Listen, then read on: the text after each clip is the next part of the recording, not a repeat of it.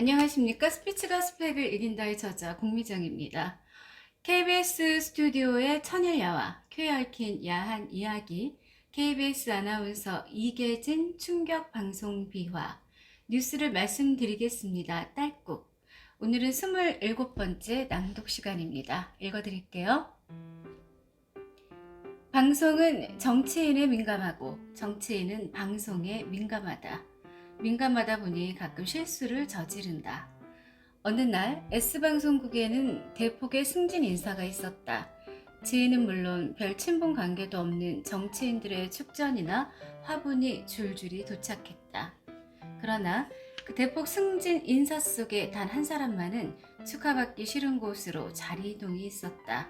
말하자면 불만스러운 인사 발령인데 바로 그 축하받기 싫은 자리로 가는 사람에게도 축전이 배달됐다.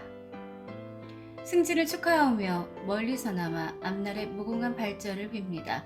국회의원 암흑에 바드득 바드득 이 가는 소리. 아니 이거 누구 놀리는 거야? 승진을 축하한다고? 돈 들여 축전 보내고 원수질 일이나 만들고 무궁한 발전을 빌었으니 사망은 면했지만 큰 실수였다. 그까지 개인적인 축전이야 큰 문제가 아니지만 정치인이 방송에서 말실수라도 했다가는 치명적일 때가 많다. 북한의 김일성 주석이 사망했을 때도 그냥 김일성 사망이라고 할 것인지 주석을 붙일 것인지 눈치를 받고 어떤 정치인은 생방송 중에 그분이 돌아가셨다느니 김일성 주석께서 서거했다느니 하는 표현을 하여 항의가 빗발치기도 했다. 말실수로 치자면 YS를 따를 사람도 흔치 않을 것이다. 특히 발음 때문에 본의 아닌 실수를 하게 되는데 대통령 후보로 선거에 나서기 전부터 대통령 취임 후까지도 YS의 발음은 화제를 뿌렸다. 일간지 만화에서는 대통령의 고질적인 발음이 와의 발음 잘못을 꼬집은 내용을 실어서 온 국민을 웃겼다. 어느 날 청와대 칵테일 파티에서 대통령께서는 무슨 음료를 드시겠냐고 했더니 나는 화이트 와인, 즉 백포도주 했다고 한다. 그랬더니 하이트 맥주를 가져다 드리더라는 만화였다. 그 정도는 약과다. 기진맥진한 상태로 대통령 선거 유세를 다닐 때의 말실수가 일간지에 큼직하게 실린 적도 있다. 이름하여 YS의 실수어록. 세종대왕은 우리나라의 가장 위대한 대통령이었습니다. 조선시대부터 대통령제가 있었다. 황영작과 여복순.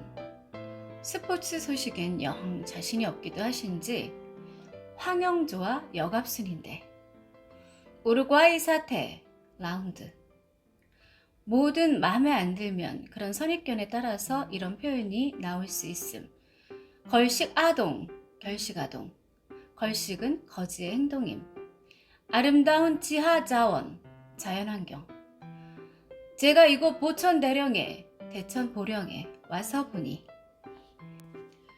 대통령 선거 유세 때의 일인데 이 말을 들은 그 지역 주민들이 어리둥절하자 김영삼 후보는 멋쩍게 웃으며 이래야 우리가 한번 웃고 그러는 거 아닙니까? 라고 해서 유세장엔 폭소가 터졌다고 한다. 남녀 간의 구별은 있어도 남녀 간의 구별이 차별이 있어서는 안 될 것입니다. 지금 박정희 대통령의 생가에 다녀오는 길입니다. 경북 구미 지역 유세 때 있었던 실수라고 함. 좋은 소식이 있습니다. 대만의 이붕 총리가, 이붕은 중국 대륙의 총리이다. 이 말에 옆에 있던 측근이 재빨리 귀옛말로 고쳐 말했는지 정정한다는 것이 또 실수를 하고 말았다. 아, 이등 총통이.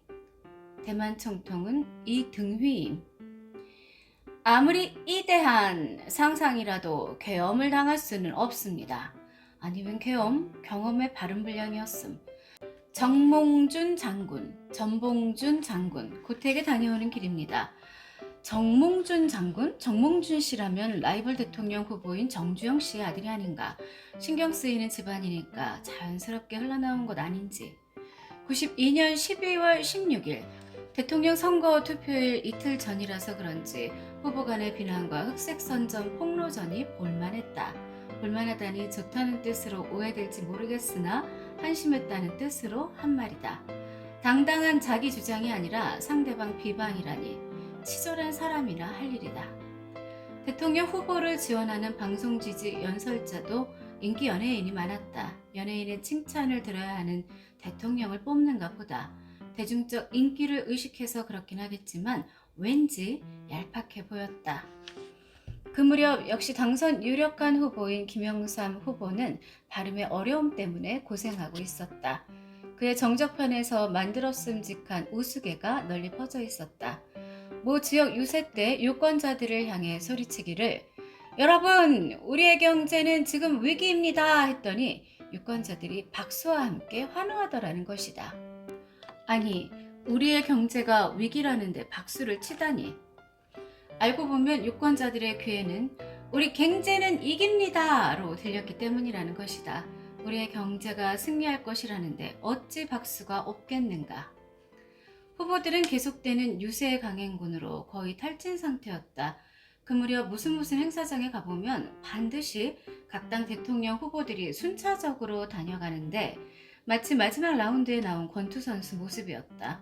연설이라고 하기에는 너무나 탈진한 목소리로 마지못해 중얼중얼 몇 마디 하고 휙 행사장을 빠져나가는 시기였다. 자기가 무슨 말을 했는지 무슨 소리를 하고 있는지도 모르고 결전의 날까지 사력을 다하고 있는 모습이었다. 불쌍할 정도였다.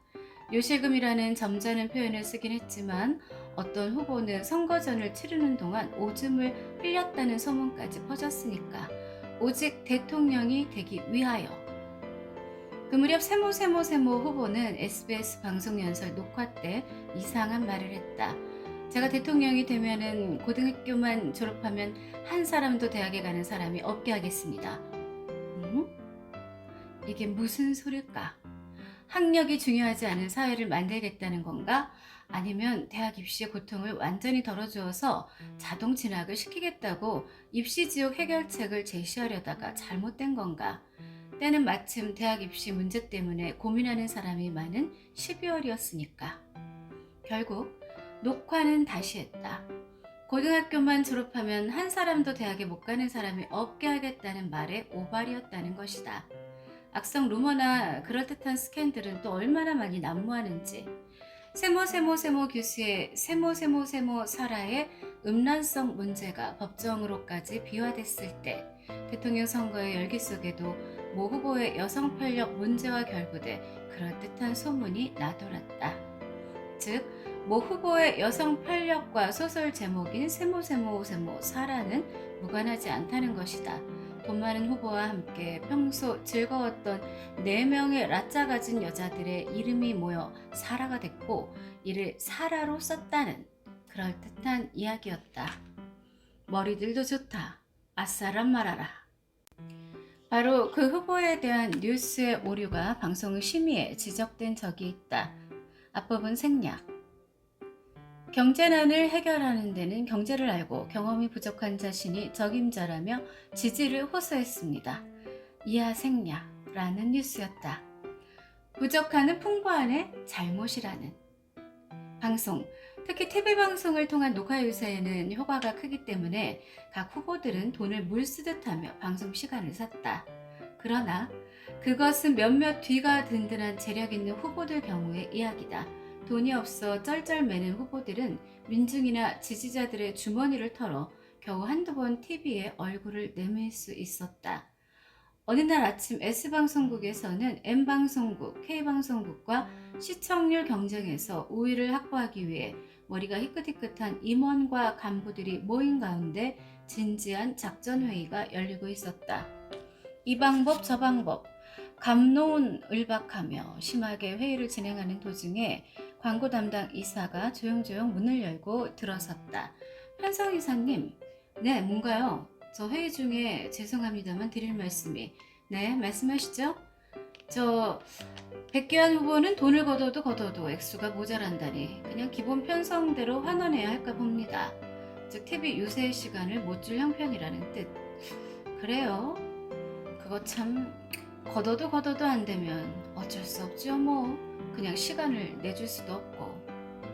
가난하고 불쌍한 민중의 후보다. 그리고요, 박종찬 후보는 조금 형편이 나은데 계약금만 내고 어떻게 좀 하게 해달라는데. 계약금만 내고요? 나중에 잔금은 대통령이 된 후에 내겠다는 뜻 아닐까요? 네? 나중에 대통령이 된 후에 받을 수 있을까요? 회의장엔 폭소가 터졌다. 아, 모든 후보들은 돈이 넘쳐서 야단인데 백규환 후보와 박찬종 후보는 돈이 턱없이 모자라 TV 유세 시간도 살 수 없는 것이다. 후보들은 찬바람 부는 거리와 골목을 누비며 이야기나 쥐약파는 마이크를 들고 지지를 호소해야 할 판이었다. 그런데 박찬종 후보의 경우 계약금만 내고 시간을 빌려주었다가 나중에 대통령에 당선되면 정말 그 잔금을 받을 수 있을까? 아하하하. 또 대통령에 당선되지 못하면 그때도 쉽게 잔금을 받을 수 있을까? 아마 참 희한한 일이었다. 금력과 함께 조직력이 약한 대통령 후보들은 선거운동 기간에도 고전을 면치 못했고 개표 때도 코피가 나도록 어려웠다. 12월 18일 오후 6시에 투표가 끝나고 오후 6시 10분부터 개표 실황방송이 시작됐다. 그때부터는 후보들의 전쟁이 아니라 방송 3사 간의 전쟁이 시작된 것이다. 개표 초기에 3파전이 시간이 흐름에 따라 2파전으로 좁혀들었고 자정이 넘으면서 승부는 대세가 판가름 나기 시작했다. 그런 틈에 후보 7명 가운데 2명의 후보는 개표 방송이 진행되는 동안 얼굴 한번 비치기 힘든 사람도 있었다. 이병호 후보도 그중 한 사람이었다. 유명한 변호사, 은발이 멋진 노신사, 여러 권의 저서와 함께 국내에서도 많은 활동도 해서 만만치 않게 생각한 사람들도 있었겠지만 대통령 선거전에서 활발하게 뛰기에는 조직 기반이 없어서인지 고전을 면치 못했다. 얼마나 조직의 기반이 약하고 힘이 없었던지 이병호 후보가 유세 이동 중에 김포공항에서 과로로 졸도했다는 오보가 뉴스에 나갔는데도 항의하는 사람조차 없었다고 할 정도였다. 어떤 후보는 표현 하나에 시시비비를 따지고 항의하느라 방송국 문전 시위가 거셌는데 말이다. 신문과 방송에 오보가 적지 않지만 과거에는 배짱으로 또는 어물쩍 넘어가는 것이 보통이었다. 그러나 요즘은 수용자, 독자나 시청자가 왕인 시대라서 자칫 실수를 했다가는 단단히 항의를 받는다. 그래서 고침, 바로잡습니다 하며 오보나 오류를 인정하고 고친다. 오보의 대상이 정치인일 경우는 항의도 요란하거니와 확실하게 조처해야 한다. 디일보가 조간으로 바뀌면서 발행한 36면짜리 신문은 민자당 박세모 의원이 세부인과 정답게 요리 프로그램에 출연한 사진을 큼직하게 실었다가 정정기사를 내야 했다.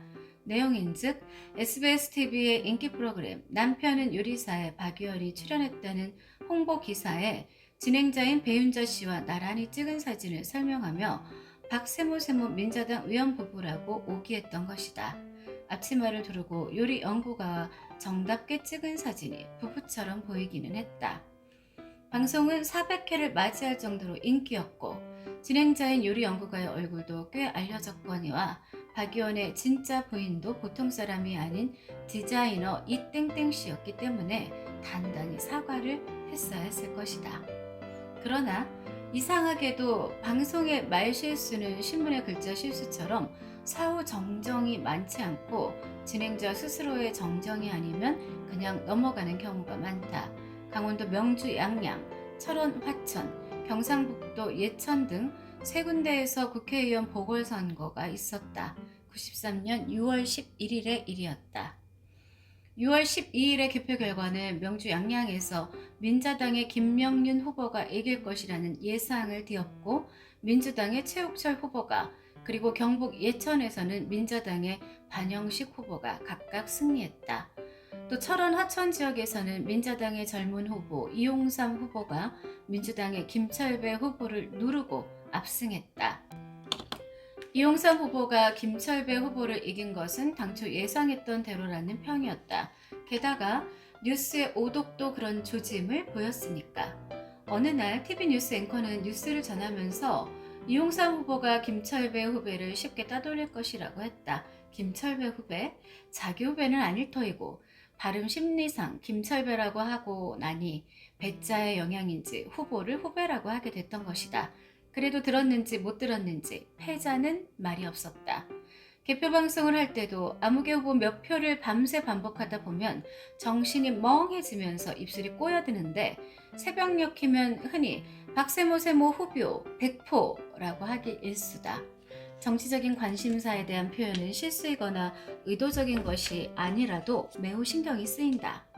그저 별 생각 없이 한 말이지만 듣는 사람의 입장에서는 심각한 해석을 할 수도 있기 때문이다. 전혀 그런 뜻이 없다고 해도 오해를 면치 못하기 때문이다. 93년 5월 25일과 26일은 이필섭 합참의장, 김진선 제2군 사령관, 안병호 부사령관, 박종규 소장, 전격 예비역 편입 등 12.12 가담 군장성들에 대한 예편 인사와 후속 보임 승진 인사가 온통 뉴스의 초점이었다. 아침 TV 뉴스를 간추려 전하면서 나도 그 소식을 톱뉴스로 다루었다. 2시간 15분의 긴 모닝쇼를 끝내고 제법 보람찬 표정으로 구내식당에 내려가 막 한 숟가락을 뜨는데 웬 여사원이 다가와서는 높은 분이 부르신다는 전갈이었다. 괜찮은 느낌이었다. 높은 분이요? 네, 식사 중인데 어쩌지요? 높은 분께서 좀 올라오시라는데요? 알았습니다. 하고는 계속 조반을 맛있게 먹었다. 높은 분이 부르셨지만 먹고 살자고 하는 일인데 우선 먹고 봐야지. 같은 식탁에 앉아있는 동료들에게 그런 농담을 했지만 영 궁금해서 밥이 넘어가질 않았다. 대충 숟가락을 놓았다. 높은 분 앞에 앉았다. 수고했습니다. 고맙습니다. 그러나 이 국장, 깜짝쇼라는 표현은 좀 지나쳤다는 생각입니다. 아침에 했던 말을 떠올려봤다. 아차, 군장성 인사 소식을 전하면서 깜짝쇼 군인사 단행이라고 했지 않은가? 쇼라는 말은 자칫 진실이 없는 행위로 비춰질 수도 있기 때문에 통치권자의 행위를 그렇게 표현하는 것은 부적절하고 또 이국장답지 않은 표현이라는 생각인데 어때요? 네, 본인은 깜짝의 강조점이 있었는데 말씀을 듣고 보니 그렇게 생각됩니다. 대통령의 인사행위가 쇼일 리는 없겠습니다. 공감합니다. 유의하겠습니다. 뭔가 산뜻하고 강조되는 표현을 찾다 보니 그런 표현이 나왔다. 높은 분의 지적과 충고를 받고 돌아섰다. 새벽 4시에 일어나 5시에 방송국에 도착하여 죽어라 방송하고 나서 깜짝쇼라는 한마디 붙였다가 그만 헛수고가 됐으니 어이구 술 마시고 싶은 날이었다. 화제를 조금 바꾸자. 우리나라 사람들은 퍽 정치적이라고 본다. 정치 지향적이고 정치 중심적이며 정치적인 소모가 심하다. 비판하고 욕하면서도 그 정치권의 중심에 다가서기를 갈망하고 그리하여 정치인의 주변을 기웃거린다. 특히 권력의 핵에 가까이 하기를 은근히 바란다. 정부를 향해 독설을 퍼붓던 언론인들이 얼마 후에는 그 권력에 포획되어 웃고 서 있는 경우를 얼마나 많이 보았고 보고 있는가. 결국 하고 싶은 일을 못하고 있을 때 그 대상을 의도적으로 욕하며 관심을 끌려는 속셈인 것이다. 도대체 권력의 핵은 어떤 곳인가? 청와대는 어떤 곳인가? 일반 국민들도 한 번쯤 들어가 보기 소원인 사람이 대부분일 것이다. 청와대 출입기자는 매일 드나드는 곳이지만 난 4번 방문한 일이 있다. 대통령과 함께하는 생방송 2번의 점심 초대, 오찬이라고 거창하게 말하지만 2번이었다. 과거 50대 청와대 오찬 모임에 초대받아 갔던 아나운서들이 돌아와서 하는 이야기는 육질이 좋더군이란 우스개였다. 이른바 문민 대통령이 청와대 주변을 개방한 이후 칼국수 점심과 수제비 점심으로 상징되는 청와대 초청에 응한 적이 있다. 93년 5월 17일의 일이다.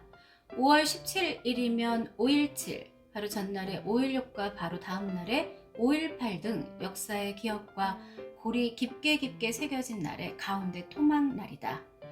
한 주일 전부터 신원조회가 시작됐고 어느 날이 점심 먹는 날인지 늘 유념하고 있었다. 그 유명한 청와대 점심 칼국수를 먹어보다니. 초대 범인은 주로 뉴스 앵커맨들이었다. 그런데 유독 나만 비앵커맨이었다. 꼭 끼워진 느낌이었다.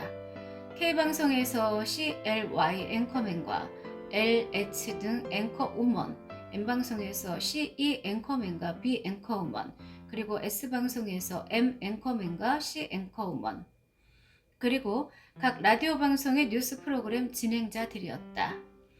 우리말로 만든 말기호를 덜 깎은 붉은빛이 도는 끈기 없는 국수 한 사발에 양념장 한 종지, 김치 몇 쪽, 부추김치 두어 젓갈치가 고작인 점심이었다. 식사가 끝나자 인절미 3개와 과일 대쪽이 담긴 디저트 접시가 들어왔다. 이어서 차 한 잔. 생각 같아서는 여보세요, 여기 국수사리 하나 더요 하고 싶었지만 말하자면 어전이 아닌가. 적은 분은 더 말씀하시라고 했던 것 같은데 분위기상 힘든 얘기였고 아직 한 사발 더 달란 사람은 없었을 것 같았다. 국수 한 사발 먹고 두어 시간 대화가 계속됐으니 쑥 내려가고 허전할 것도 같았으나 아니었다. 되게 질문을 위한 질문과 답변을 예견한 질문이었고 무엇보다 대통령이 원치도 않을 아첨성 발언이 많았던 것이 퍽 인상적이었는데 그러고 보니 국수의 소화가 더뎌지기 시작했던 것 같다. 나는 국수를 먹을 때 등 외에는 한 번도 입을 열지 않았다. 나 같은 태도의 앵커가 또 몇 명 있긴 있었다. 가끔 미묘한 문제에 관한 질문도 있었고 엉뚱한 화제도 나와 이끌어 보았지만 미묘한 문제는 미미묘묘한 대답으로 넘어가거나 간혹 언급을 회피하기도 했다. 그러나 대체적으로 자신감 넘치는 대답과 솔직한 이야기가 많았다. 5.17의 전후사정, 가택연금 중에 꼬마 동지와의 이야기, 단식 투쟁 중에 있었던 인간적인 피해와 분노, 음식 회유, 아들 결혼식 날의 회유, 서울대병원 12층 강제 입원 소동, 국내 신문방송의 침묵 등등에 관해 수료했다. 내가 방송 인터뷰를 제외하고는 최고 통치자와 가장 오래 가까이 했던 시간이었고 성수대교 단절 등 어처구니 없는 사고로 허탈해하지 않던 때의 평화로운 청와대 오찬이었다. 대통령을 탄생시키기도 하고 대통령을 하야시키기도 한다는 매스커뮤니케이션, 그 가운데 매스미디어의 총아 TV, 통치자들은 그 TV를 최대한 활용하며 정치를 한다. 과거의 대통령들은 언론을 통한 의도적 충격요법을 많이 쓴 편이다. 거기에 비하면 김 대통령은 충격요법을 잘 쓰지 않는 것 같았다. 다만 금융실명제 같은 엄청난 개혁 조치를 단행할 때는 나름대로 충격적인 발표를 했다. 93년 8월 12일 저녁 무렵 워낙 보안이 철저한 작업 결과를 발표하는 날이라서 오후 6시경에야 방송국에 금융실명제 실시에 관한 대통령 특별 담화 발표가 있다는 전갈이 왔다고 한다. 허둥지둥 중계차를 요소에 동원하고 보도 특집을 긴급 편성하고 상업방송은 광고 판매 때문에 작은 일이 아님. 임시 앵커를 대기시키고 방송국은 마치 불난 호떡집이었다. 그런데 오후 7시 30분에 대통령의 특별 담화가 실시된다더니 이제나 저제나 아무리 기다려도 대통령의 얼굴이 보이질 않았다. 스튜디오에서 해설을 진행하던 임시 앵커와 경제통 기자들도 예정보다 턱없이 늦어지는 담화 발표에 했던 소리 또 하고 한 소리 다시 하고 다시 말해서 즉 바꿔 말하면 그러니까를 연발하며 대통령이 나올 때를 눈이 빠지게 기다려야 했다. 그러다가 굳은 표정의 대통령이 TV 화면에 나와 담화를 시작했는데 첫 마디가 이거 마이크 됩니까? 됩니까? 였던 것 같다. 다음 날에 들려온 이야기로는 청와대에서는 예정된 시간에 대통령이 열심히 담화를 발표했는데 어딘가의 잘못으로 준비가 미비해 대통령 혼자만 열심히였고 실제로 방송에는 못 나갔다고 한다. 담당 비서관은 아주 훌륭한 전문 용어를 써가며 불방된 이유를 설명했을 것이고 대통령은 할 수 없이 다시 한번 친애하는 국민 여러분께 특별 담화를 발표하셨다는 것이다. 누구의 실수였는지 모를 일. 그런데 그 실수 때문에 담화문을 다시 읽어야 했던 것에 신경이 쓰였는지 대통령은 그만 담화를 발표하다가 묘한 오독을 했다. 합법은 생략. 그래서 금융실명제를 실시하지 않을 수 없었습니다. 결국 실시 담화 발표조차 난산이었던 금융실명제는 과거부터 한다 안 한다 된다 안 된다의 우여곡절 끝에 실행하게 됐는데 혁명보다 더 큰 뉴스거리였다고 평하는 학자도 있었다. 한다면 하는 정치인의 약속, 잘못된 것은 바로잡는 정치인의 자세, 자기가 했던 말에는 책임을 지려는 정치인의 모습은 그리 흔치 않다. 제13대 대통령 선거 때인가 투표가 끝나고 개표 방송을 준비하던 모 지역 방송에서 너무나 실감나게 연습하느라 컴퓨터에 가상 숫자를 입력해 놓고까지 개표 방송 연습을 하다가 그만 실수로 온에어 진짜 방송에 연결돼 버린 일이 있었다. 컴퓨터 조작에 의한 여당의 선거 승리 작전이라며 전국이 떠들썩했다. 해명을 하고 진상조사위원회가 구성되고 대단했다. 그 얼마 후에 서울에서 모든 자료를 준비해놓고 기자단 등의 조사를 할 수 있도록 하는 기회가 마련됐다. 그러나 현장에는 컴퓨터 조작을 소리 높이 외치던 사람도, 보도에 열을 올렸던 사람들도, 또 현장의 조사 활동을 취재하러 왔던 사람들도 그냥 박람회 구경하는 사람들처럼 지나가더라는 후문이었다. 그냥 한 바퀴 휘. 조작이 재조작됐다든지 아니면 조작이 아니라든지 무슨 말이 있어야 했지 않을까? 아마 컴퓨터를 잘 몰라서인지도 모를 일이다. 그렇게 우리는 정치적인 몸짓으로 살아가고 있는 것 같다. 정치인에게야말로 신용이 더 필요한데.